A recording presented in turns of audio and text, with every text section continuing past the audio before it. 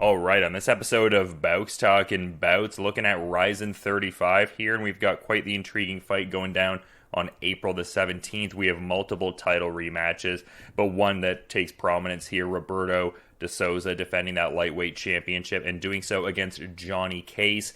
And very excited to be talking to Johnny once again. How's your day going so far, man?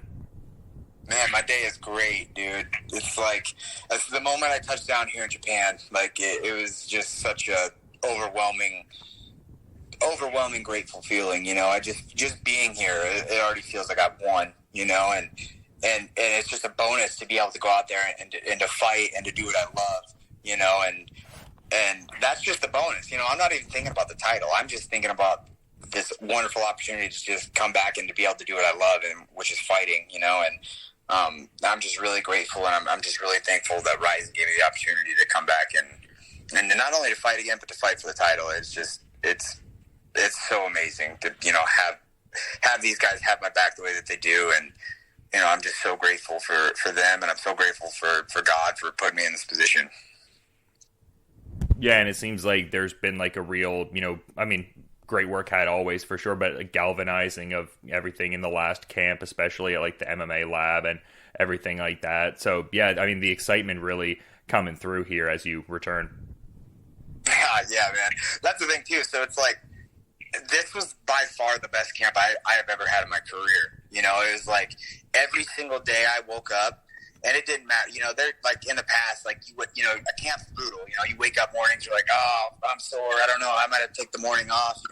It's like I didn't get every single day I woke up. It didn't matter if I was sore. It didn't matter if I was hungry. It didn't matter, man. I was so happy to get up out of bed and get to the gym and just put in the work and it was so good to go back to the MMA lab with my brothers and sisters and guys that want me to win as much as I want to win, and that was just that leveled me up in such a big way. It lit my fire, and I'm carrying all of those guys with me. And I feel fucking unstoppable right now.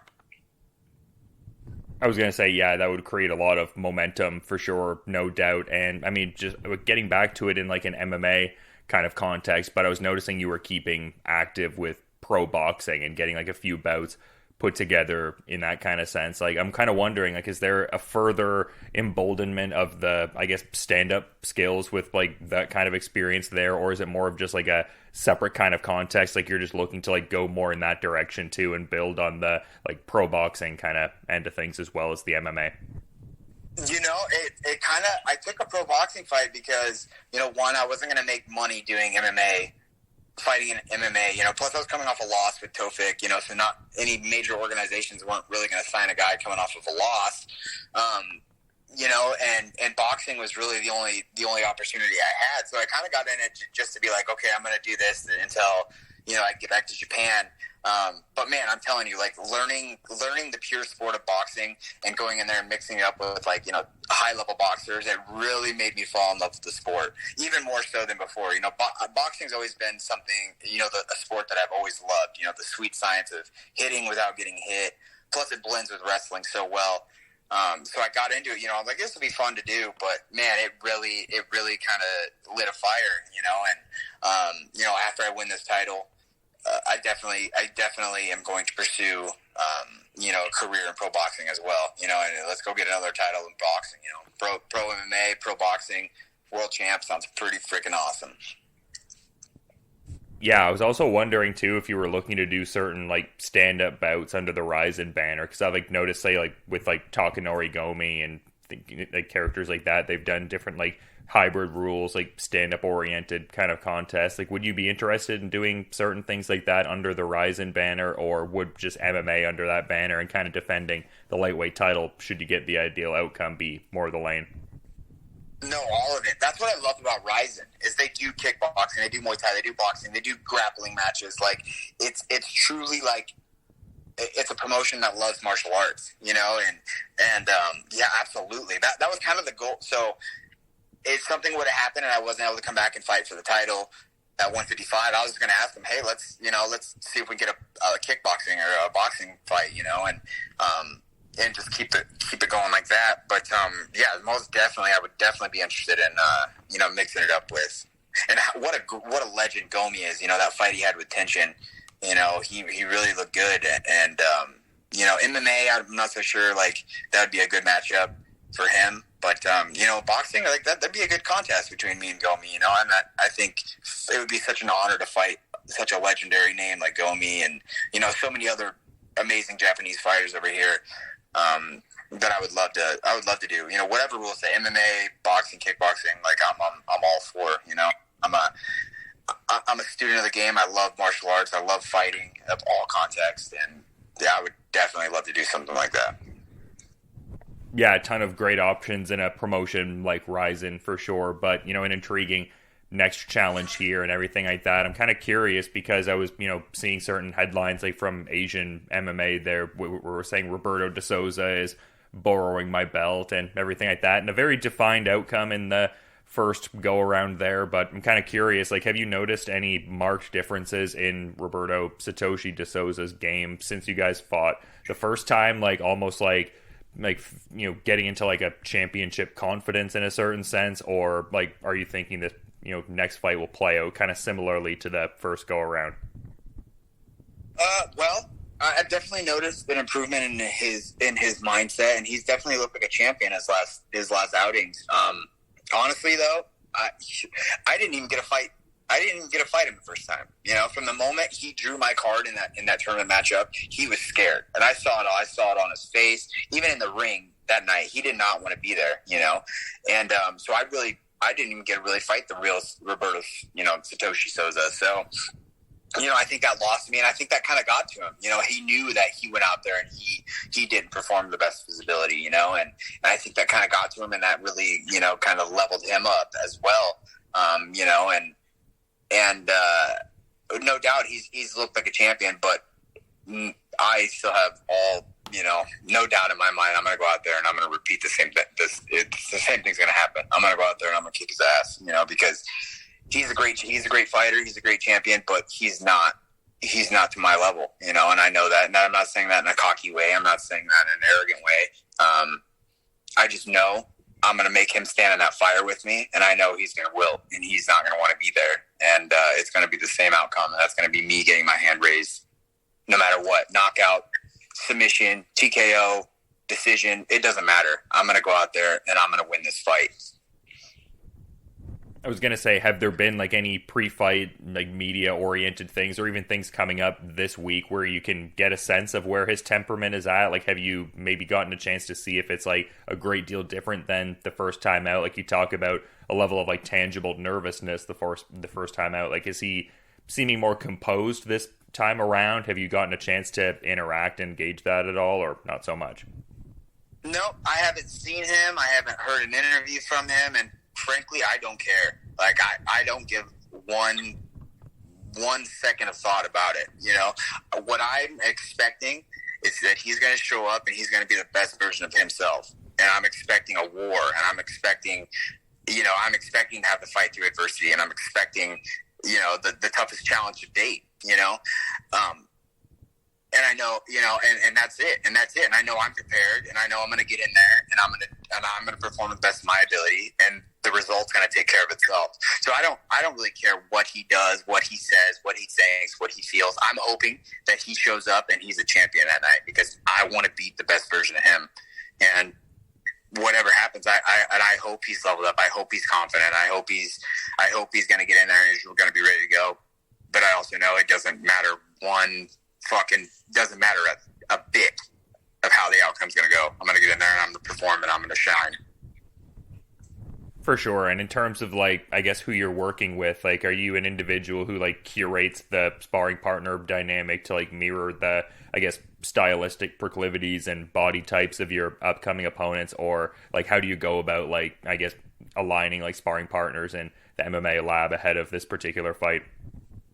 Yeah, most definitely. So that is, you know, my main training partner for this whole camp was, you know, Vincent Henderson, you know, former UFC champion, WC champion, one of the best guys in the world, and, you know, phenomenal fighter, phenomenal, you know, jiu-jitsu, striking and wrestling, and, you know, going with him and, you know, Drakkar Klose, and going with Tenquinho, you know, Menges, you know, like all the best guys there.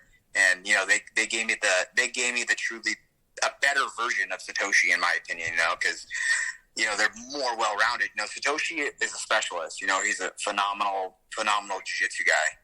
His wrestling, his striking is not near the level of the guys that I went with preparing for this fight.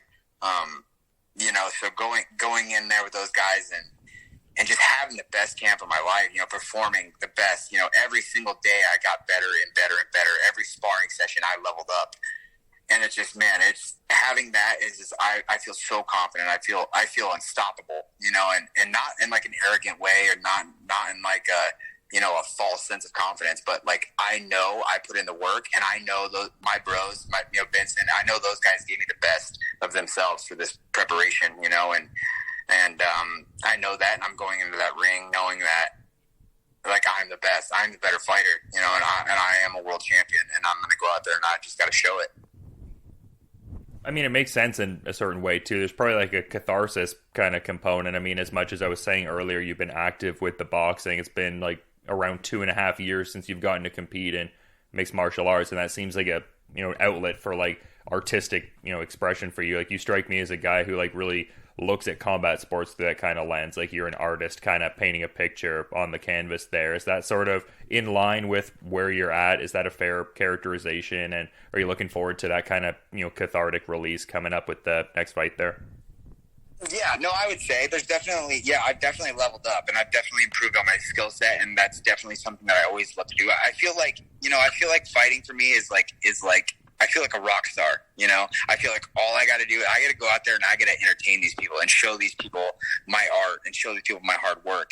But I say more so than that is the spiritual part. The spiritual part of this fight, man, I feel so unstoppable. I've been through so much bullshit these last 2 years, that knocked me down to my feet and, brought me to my lowest, really, truly brought me to my lowest. And even then I got back on my feet and I kept forging ahead, and I just feel the fire inside of my soul is burning so hot and so bright right now, so my focus on this fight is I'm going to go out there and I'm going to make him stand in the fire with me, and we're going to see who's going to wilt away first, and I know the depths of my soul, and I've been through hell and back, and he better embrace that, because if he doesn't, it's going to be a quick night for me, go out there and I'm going to get my hand raised. Yeah, for sure. It's very cool to see you in this kind of capacity, no doubt. And I mean, we're talking about all the, different opportunities under the Rizin umbrella. It seems like the commentary end of things is something you've taken to as well, and presumably would like to do more of there. Can you kind of talk about that a little bit? Because you seem to like really enjoy the, analytical aspects of doing that, just like studying the fighters and, being on these big cards and everything like that. Yeah, man, it's so, like, I love Rizin. I love Shingo, Sakakibara. Like, those guys have my back, and that I'm just so grateful for that. And commentary is something that I've always, kind of enjoyed doing. It's a fun thing to do. I love, like, dissecting guys, talents, their abilities, and it's something I really enjoyed, and I really hope I get to do more of in the future. And I'm kind of wondering if there would be interest in doing another lightweight Grand Prix run. Like, obviously, you mentioned the Tofik Musayev fight a bit earlier there, and getting ready to contend for this lineal title here. But it seems like a lot of fighters have like a tremendous level of respect for like the Grand Prix belts too, and sort of what they represent. So to that point, would like a Grand Prix title in the lightweight ranks with Rizin there be like a desired capstone for like down the line at some point? Would you like to see another tournament structure established? Oh, without a doubt, man. Like, that's one of the coolest things that's happened in my career, to be a part of such a legendary thing like a Rizin Grand Prix, and making it all the way and losing to the champion. It's like, it was a bittersweet ending. I went out there and I did my best, but I came up short, so getting the chance to have some redemption, to go out there and win a Grand Prix tournament, man, that would just be a feather in my cap, so but yeah, so hopefully that opportunity comes, and if it does, I'm going to embrace it, and I'm going to give it all I got. Yeah, no doubt, man. And I was seeing something interesting going on that I thought was kind of curious. I didn't really see anything like this before, but I mean, the headline was saying Ontario nonprofit org announces partnership with mixed martial artist Johnny Case there, and it was saying like North Bay's Ignite Change and just some of the work they're doing and stuff like that. Can you kind of talk about that there? It seems like you're affiliated with that and helping support athletes who are dealing with mental health issues and stuff like that. Is that something close to your heart, like especially important to you? Oh man, it's so important. Like that is, in my opinion, the highest calling of a man. You know what I mean? Like if it's one thing if you're a man and you can kind of take care of your own shit and and not make your problems other people's problems, then you're a good man. But if you can go out and not only take care of your problems but help other people, help other bros get through their problems, I mean that's the highest calling. And that's something that I've always been passionate about. So to be able to be in a position to be able to give back and to help people, man, that's what gets me out of bed every day. Like fighting's awesome. I love fighting, but fighting has a window, and there's going to be a day where my body's no longer able to fight, and when that day comes, it's nice to have something like that I'm so passionate about, and that would get me out of bed every single day. And I'm just so grateful to be in the position I'm in. Yeah, that's awesome to hear, man. I'm glad you're, getting so much out of that and everything. I thought that was cool seeing that. I just hadn't seen anything prior where you were kind of like connected to that and, doing that kind of work. But that's awesome, man. Very like altruistic, thoughtful kind of stuff.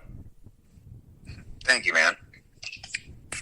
Yeah, no problem. Great to see, man. I mean, using a platform for something like that is always good, no doubt. But one of the things that I was noticing the last time we were kind of talking there, it seemed like you were like running some MMA shows back in Iowa and stuff like that. Like, have you still been able to do that there? Has the pandemic really like thrown things for a loop? Is it kind of, back in business in a sense? Like, where are things at with that? Yeah, exactly. So I actually bought the MMA promotion as a Midwest Cage Championship. So I was the champion before getting to the UFC, and I was in a position. Luckily, I come off fight of the night, and the current promoter, the previous promoter, he was kind of done with it. He'd kind of, it just wasn't as passionate about it anymore, and it goes back to what I was saying with like wanting to help people, and that was always the goal, is to go back and, try to help these kids, like I was, if they truly want a career in mixed martial arts, I want to give them the best opportunity to make that happen, and to give back and to truly help build fighters and make their dreams come true. Like people help me make my dreams come true. What a great opportunity is, the MMA scene in Iowa have kind of taken a big fall, I feel like a lot of the promotions back home would, pimp out fighters for ticket sales. They're like, oh, this guy's here. He can sell a lot of tickets. Let's get him some bum. We can just beat him up and I can make money off his tickets. Well, the problem with that is you're not building these guys properly. You get guys who are 10-0, 11-0, and they've fought nobody.